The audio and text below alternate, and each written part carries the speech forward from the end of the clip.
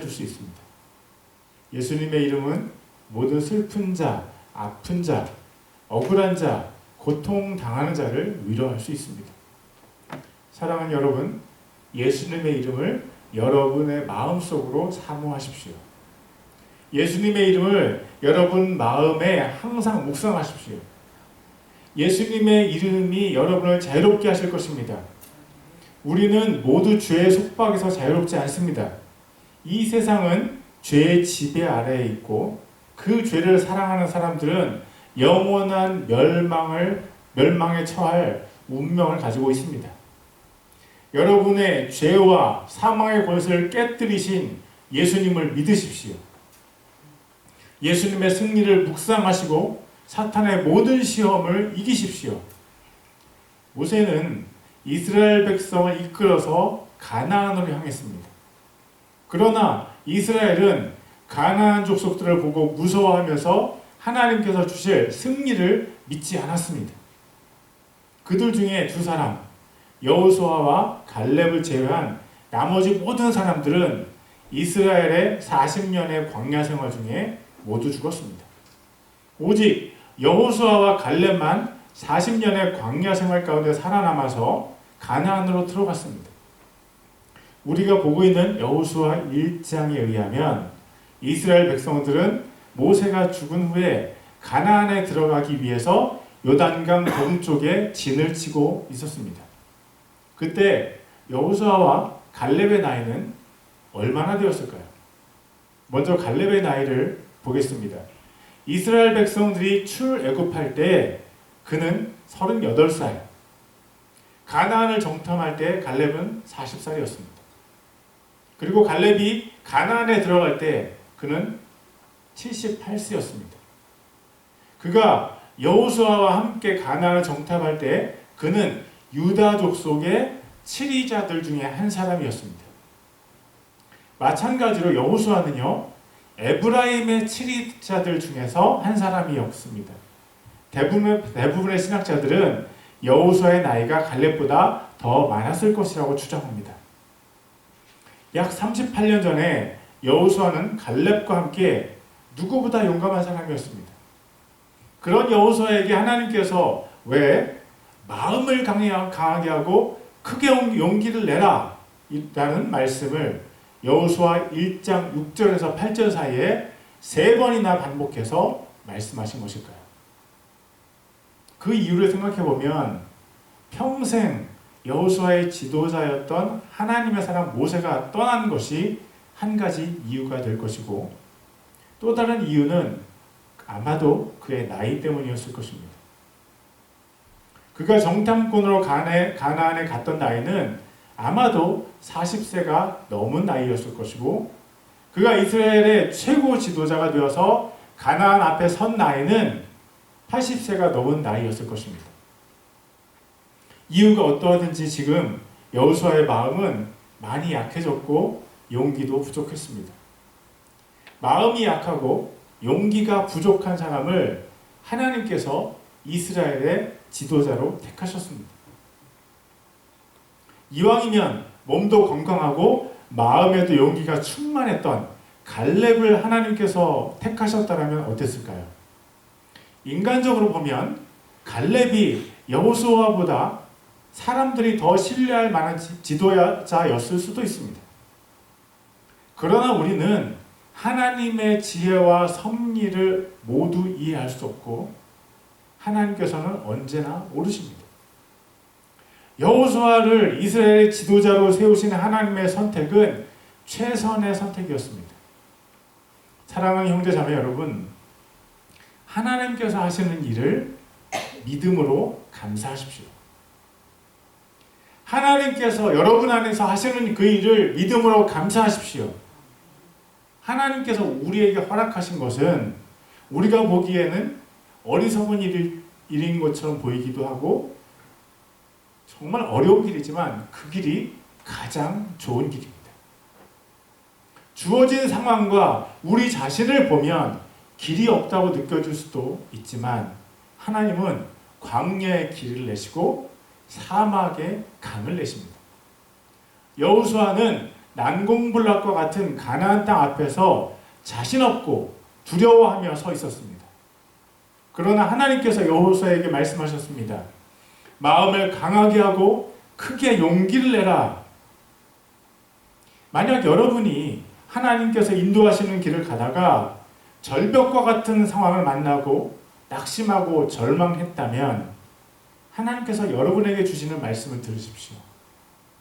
마음을 강하게 하고 크게 용기를 내라. 이제 여호수아 1장 7절과 8절을 살펴보겠습니다. 만약에 여호수아 1장의 6절과 9절을 샌드위치의 빵들이라고 한다면 그 가운데 있는 7절과 8절은 샌드위치의 빵 사이에 있는 맛있는 재료들이라고 할 수 있습니다. 6절과 7절과 9절에 모두 공통적으로 있는 마음을 강하게 하고 크게 용기를 내라 라는 명령을 제외하고 보면 6절과 9절에는 하나님의 약속만 나오고 다른 명령은 없습니다. 그러나 7절과 8절 가운데 부분에는 용기를 내라는 명령 이외에도 약속과 함께 또 다른 명령이 같이 나옵니다. 이제 7절과 8절을 읽겠습니다. 오직 너는 마음을 강하게 하고 심히 용감한 자가 되어 내 종 모세가 내게 명령한 모든 율법대로 지켜 행하고 그것을 떠나 오른쪽으로나 왼쪽으로나 치우치지 말라. 그리하면 내가 어디로 가든지 형통하리라. 너는 이 율법책을 내 입에서 떠나지 말게 하며 밤낮으로 그것을 묵상하여 그 안에 기록된 대로 다 지켜 행하라. 그리하면 내가 내 길을 형통하게 하며 또한 크게 성공하리라. 이 두 구절을 통해서 하나님께서는 여호수아에게 성공의 비결을 알려주셨습니다. 그리하면 내가 어디로 가든지 형통하리라. 그리하면 내가 내 길을 형통하게 하며 또한 크게 성공하리라. 형제자매 여러분, 성공은요 우리 모두가 바라는 것입니다. 우리는 공부도 직업도 가정도 가정생활도 모두 성공하기를 원합니다. 하나님께서 여호수아와 또 그에게 주시는 하나님의 말씀을 듣고 있는 우리에게 성공의 비결을 알려주셨습니다. 여러분 성공하고 싶습니까? 여러분 성공하고 싶습니까?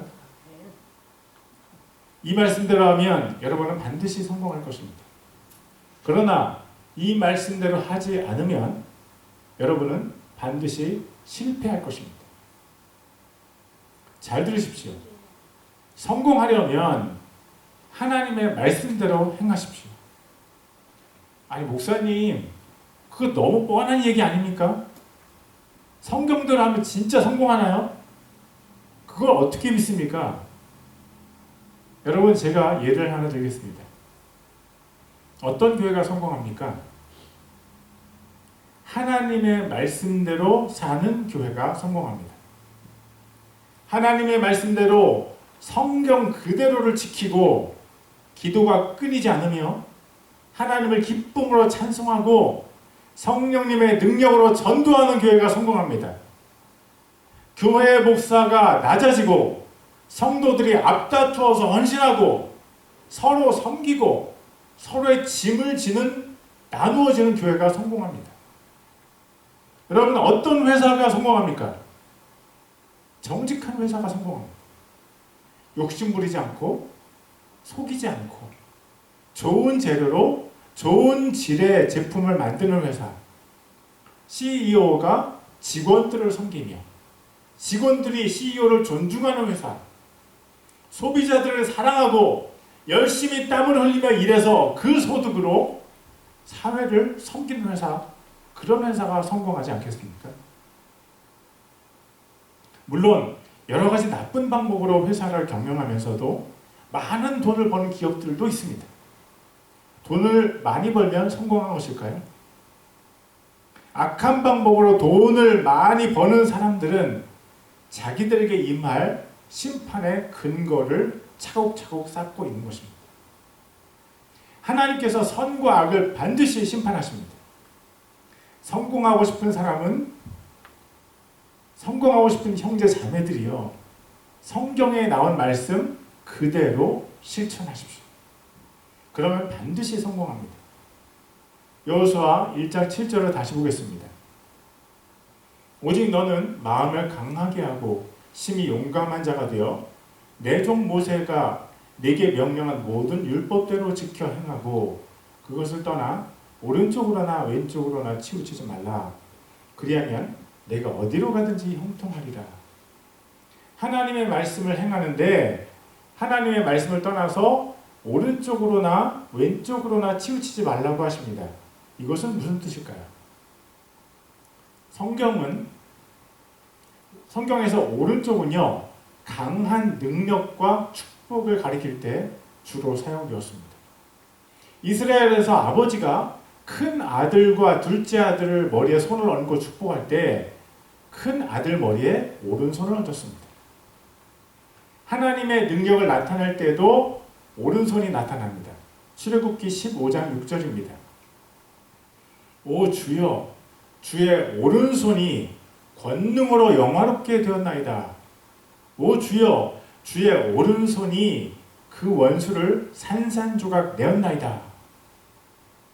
마태복음 25장에서 예수님께서 양과 염소의 비유를 말씀하실 때 천국에 들어갈 양은 왕의 오른쪽에 있었고 영원한 불심판을 받을 염소는 왕의 왼쪽에 있었습니다.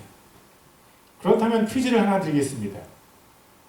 요한복음 21장에 보면 밤새 물고기를 잡지 못한 제자들에게 부활하신 예수님께서 나타나신 장면이 나옵니다. 그때 예수님께서 제자들에게 그물을 다시 한번 던지라고 말씀하십니다. 그물을 던진 제자들은 큰 물고기를 153마리나 잡았습니다. 그때 예수님께서 제자들에게 그물을 던지라고 한 방향은 배 왼쪽일까요? 아니면 오른쪽일까요? 맞습니다. 오른쪽입니다. 그렇다면 왼쪽은 어떨까요? 성경에서 왼쪽은 어떤 말일까요? 왼쪽을 가리키는 히브리어 세몰에는 어둠에 쌓여있다라는 뜻이 있습니다. 오른쪽은 축복과 능력을 표현하는 데 비해서 왼쪽은 저주와 악한 의미로 성경에서 많이 사용되었습니다. 그렇다면 하나님의 말씀을 지키면서 살 때 오른쪽이나 왼쪽으로 치우치지 말라는 말은 무슨 뜻입니까? 인생이 잘 풀려서 우리가 힘이 있을 때가 있고요. 일이 잘 풀리지 않아서 우리의 힘이 빠질 때가 있습니다. 우리 인생의 일들이 잘 풀리고 힘이 있을 때 우리는 자칫 마음이 나태해져서 하나님의 은혜를 잊어버리거나 때로는 자신이 모든 것을 성취한 것처럼 교만해지기도 합니다. 솔로몬은 이스라엘 역사상 가장 강력한 왕이었고 주위에서 이스라엘에 도전하는 나라도 없었거니와 하나님께서 주신 지혜로 나라가 태평성대를 누렸습니다. 그러자 솔로몬이 타락해서 이방신을 섬기게 되었습니다. 그것이 바로 오른쪽으로 치우치는 것입니다. 그러면 왼쪽으로 치우치는 것은 우리 인생이 사망의 음침한 골짜기를 걸어가거나 큰 슬픔과 낙담이 찾아올 때 실의에 빠지는 것을 말합니다. 깊은 슬픔과 아픔에 빠진 사람은 하나님을 원망하면서 스스로를 하나님으로부터 격리시키기도 합니다. 이것이 왼쪽으로 치우치는 것입니다. 오른쪽으로 치우치든 왼쪽으로 치우치든 결국 우리는 하나님의 말씀을 떠나게 됩니다. 그래서 아기의 아들 아굴은 이렇게 기도했습니다. 잠언 30장 7절에서 9절입니다. 내가 두 가지 일을 주께 요청하였사오니 나를 가난하게도 마옵시고 부하게도 마옵시며 오직 알맞은 양식으로 나를 먹이시옵소서. 내가 배불러서 주를 부인하고 말하기를 주가 누구냐 할까 염려하오며 또는 내가 가난하여 도둑질하고 내 하나님의 이름을 헛되이 취할까 염려하나이다. 하나님의 뜻을 행할 때 우리가 너무 잘 되기만 하면 잘못된 길로 가기 쉽고, 너무 힘든 길만 가다 보면 하나님을 원망하는 죄를 짓거나 완전히 하나님을 떠날 수도 있습니다. 그러면 우리는 어떻게 해야 될까요? 인류 역사상 왼쪽으로나 오른쪽으로나 치우치지 않고 완벽하게 하나님의 말씀을 행하며 사신 분이 딱 한 분 계십니다. 그분이 바로 예수님이십니다. 예수님은 십자가 위에서도 하나님을 원망하지 않으셨습니다. 마태복음 27장 46절입니다. 9시쯤에 예수님께서 큰 소리로 외쳐 이르시되 엘리 엘리 라마 사박다니 하시니 이것은 곧 나의 하나님이여 나의 하나님이여 어찌하여 나를 버리셨나이까 하는 말이라. When we read this verse, we can think that Jesus blamed God. 이 구절을 읽을 때 우리는 예수님께서 마치 하나님을 원망한 것이라고 생각할 수 있습니다. 원망이라는 단어를 사전에 찾아보면요, 못마땅하게 여기어 탓하거나 불평을 품고 미워함이라고 설명되어 있습니다. 원망에는 미워하는 감정이 실려 있습니다. 그러나 예수님께서 하신 말씀에는 하나님을 미워하는 감정이 없고, 오히려 예수님께서 하나님을 나의 하나님이여 라고 부르고 계십니다. 예수님의 말씀은 원망이 아니라 깊은 탄식이었습니다. 예수님은 가장 깊은 고통 가운데서도 하나님을 원망하지 않으셨습니다. 예수님께서는 왼쪽으로 치우치지 않으셨습니다. 그리고 예수님은 가장 큰 기쁨 속에서도 교만해지지 않으셨습니다. 요한복음 6장 15절입니다. 그러므로 그들이 와서 자기를 억지로 데려다가 왕으로 삼으려는 것을 예수님께서 아시고 다시 혼자 산으로 떠나가십니다. 이 구절은 예수님께서 오병이어의 기적을 통해서 사람들을 먹이신 후에 사람들이 예수님을 왕으로 삼으려 했다는 사실을 우리에게 알려줍니다. 예수님께서 그때 사람들의 큰 인정을 받으신 것 같습니다. 그런데 예수님께서는 자기를 왕으로 삼으려는 사람들을 떠나서 혼자 산으로 가셔서 기도하셨습니다. 예수님은 오른편으로도 치우치지 않으셨습니다. 예수님께서 가신 발자국은 예수님의 제자들인 우리에게 길이 되셨습니다. 요한복음 14장 6절입니다.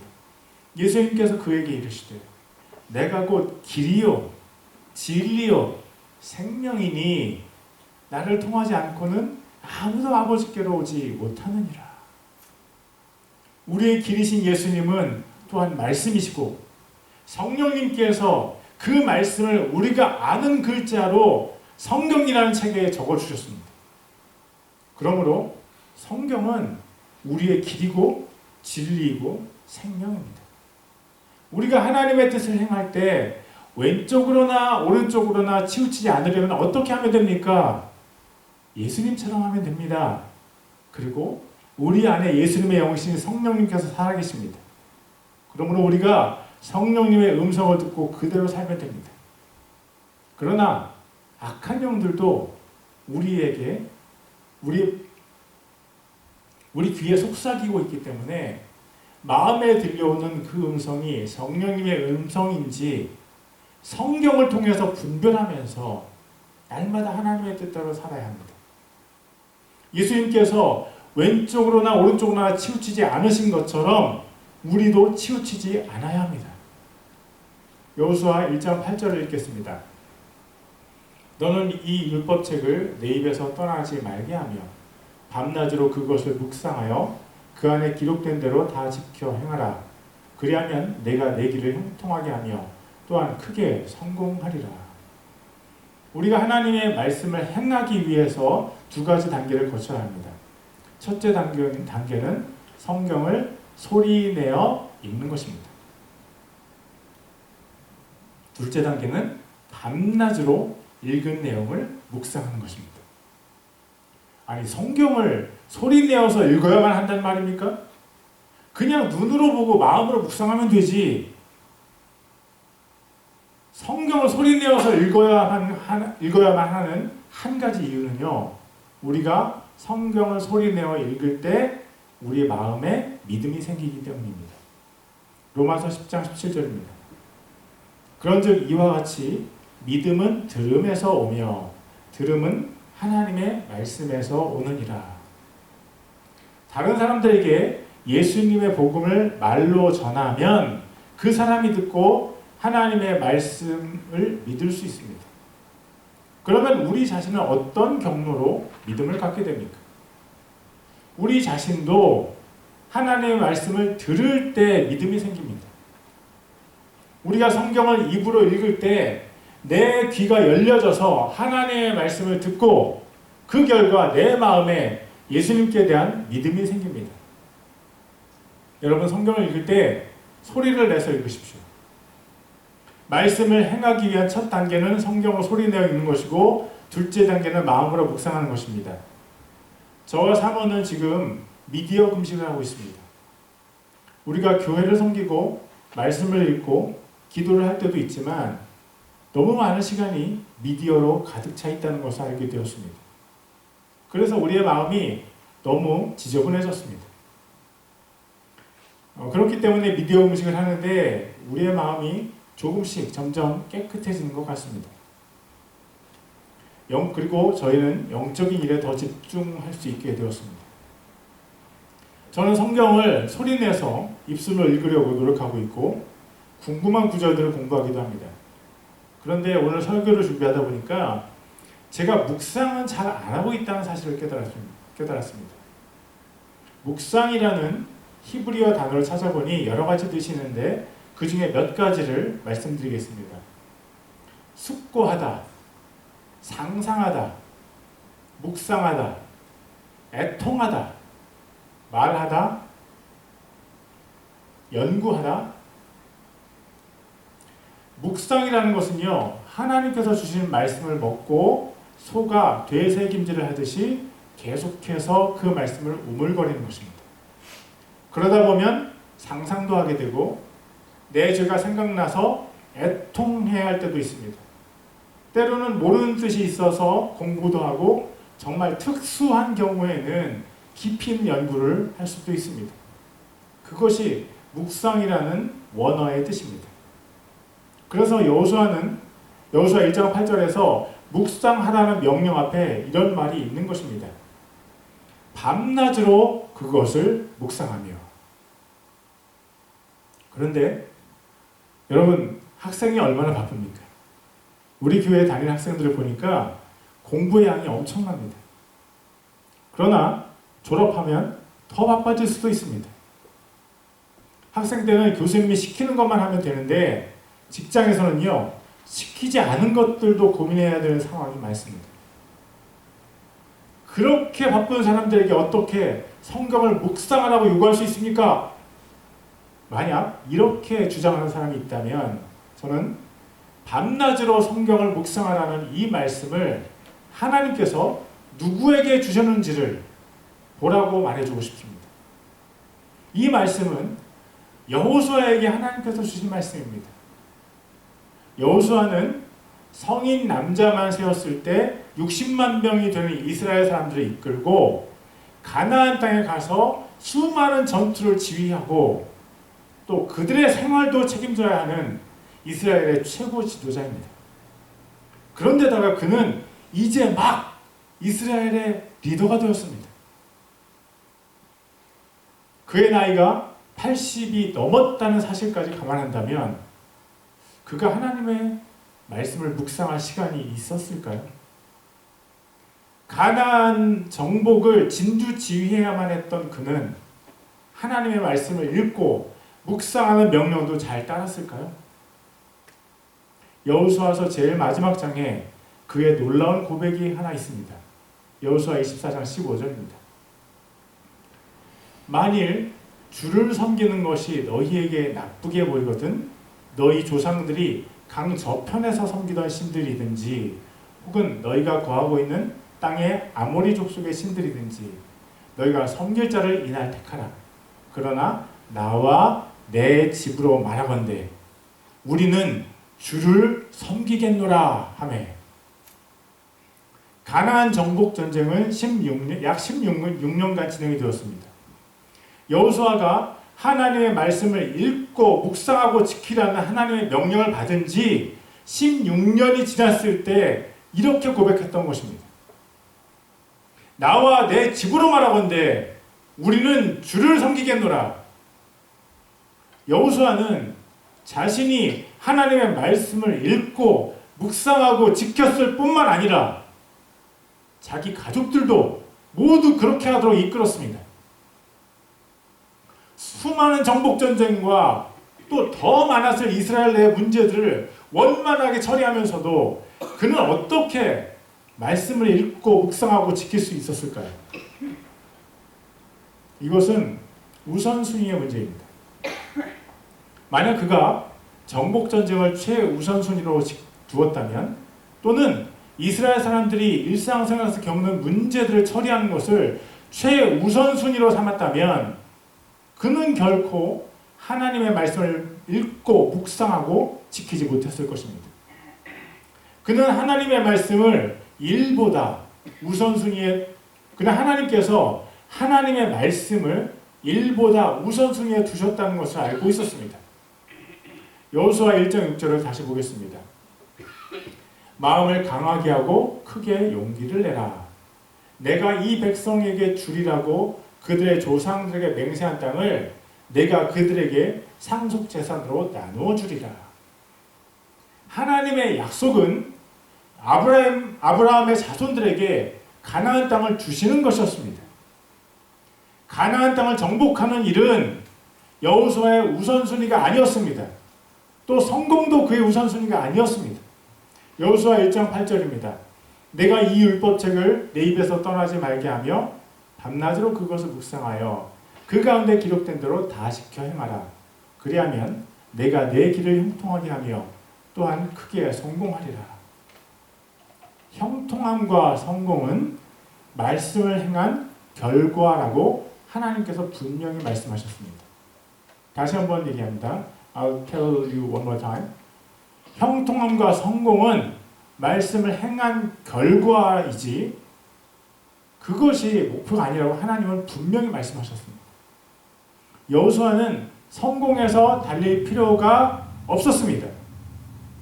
그는 단지 하나님의 말씀을 읽고 묵상해서 그 말씀을 지키기만 하면 하나님께서 그를 형통하게 하시고 그에게 큰 성공을 주실 것이기 때문입니다. 그의 우선순위는 하나님의 말씀이었습니다. 우리의 삶은 어떻습니까? 우리에게 우선순위는 무엇입니까? 여호수아에게 하나님께서 주신 형통과 성공의 원리가 우리의 삶에도 그대로 적용이 될 수 있을까요? 여호수아가 말씀을 읽고 묵상하고 왼쪽으로나 오른쪽으로나 치우치지 않고 하나님의 말씀대로 살았더니 그는 형통했고 큰 성공을 이루어냈습니다. 우리도 하나님의 말씀대로 살기만 하면 우리가 형통하고 우리가 크게 성공할 수 있을까요? 우리 중에 실패를 경험하고 있는 분이 있다면 이 부분을 잘 생각해 보시기 바랍니다. 여러분의 실패가 우선순위를 잘못 정하고 살기 때문에 온 것은 아닌지 고민해 보시라는 것입니다. 만약 여러분의 실패가 여러분이 우선순위를 잘못 결정한 데서 왔고 여러분이 그 우선순위를 바꾸지 않고 계속 살게 된다면 여러분의 나머지 인생도 계속해서 실패할 수밖에 없습니다. 사랑하는 형제자매 여러분, 계속해서 그 우선순위를 유지하고 사시겠습니까? 하나님의 말씀을 읽고 묵상하고 지켜내는 것에 대한 관심이 없는 우리들의 삶은 결국 멸망으로 결말을 맺을 것입니다.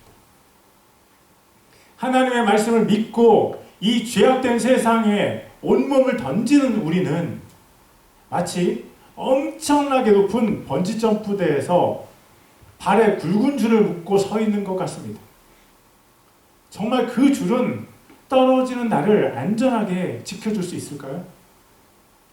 정말 하나님께서는 이 악한 세상에서도 하나님의 법대로 나를 성공하게 해주실까요? 제 경험을